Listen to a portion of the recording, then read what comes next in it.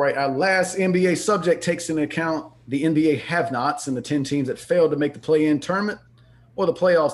That list would include the Bulls, Raptors, Cavs, Magic, and Pistons in the East, and the Pelicans, Kings, Timberwolves, Thunder, and Rockets in the West. Drink plenty of things to happen as of now, like draft, free agency, and all of that. But as of right now, which of these 10 teams do you see making the biggest improvement next year?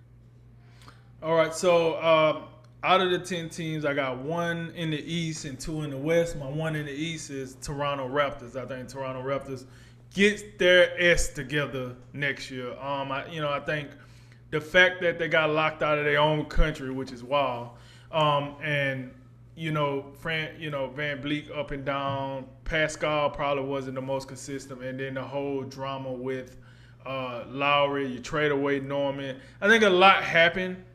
And later on we're gonna talk about another piece that could change. If all that get fixed, and that's a big if, I guess, I think the Toronto Raptors are poised for a bounce back next year. I don't see them like going 2 years in a row looking like straight flop city.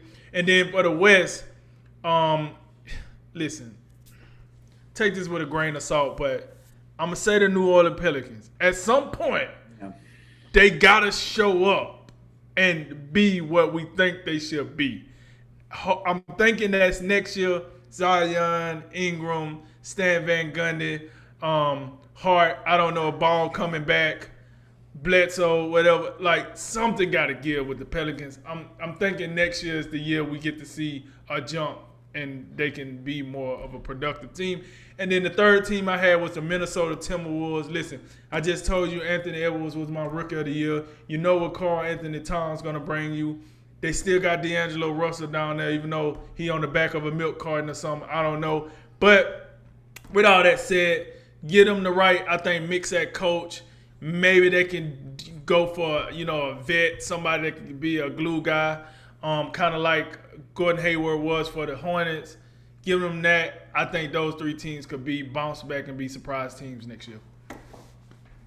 Yeah, it's probably a kind of a bland answer, but I think both teams have finished 11th this year. If you had to, you'd probably start there with the Bulls and the Pelicans. The Bulls, they were pretty aggressive. I thought at the trading deadline, they got Nikola Vucevic, also brought in Daniel Tice.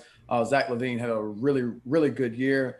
Kobe White's another young guy to look out for as we continue to move forward.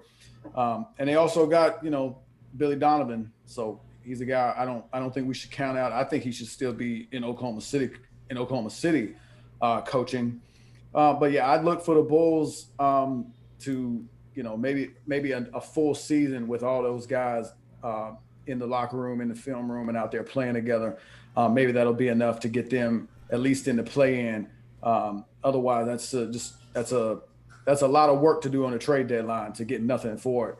And New Orleans, I mean, I guess this just going to be a revolving door of like, well, they didn't do it this year, maybe next year. All the talent that they accumulated. Right. Look, it's Zion and Ingram, but the whole David Griffin got to get it together down there. And what he needs is he needs to pull an Elton Brand.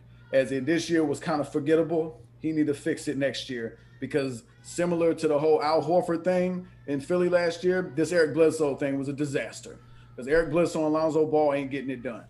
You got to pick one of them. I would pick Lonzo Ball, restricted free agent. You bring him on back, but Bledsoe got to get out of here. You got to get a bona fide shooter out there with Lonzo Ball, get more spacing. They rebound, they're really good rebounding team, pretty effective offensively. Even though I don't think they got enough shooting, they can do something like Philadelphia did. I think they'll be back. And if I had to pick one more, I'd look at the Raptors simply because they got Masai Ujiri. We don't necessarily know his future as of right now, but if he sticks around, I got to believe that he's a guy that can get this turned around sort of quickly. They still got a lot to like from that team. And remember, just last year, we know they lost Kawhi, but still got Lowry. He got some juice left in the tank. Pascal Siakam kind of had a little bit rougher year. I believe he's going to bounce back. You still got OG Anunoby, and Fred VanVleet. So there's still quite a lot there. And I think next season there'll be another team that bounces back. You could see them back in the playoffs.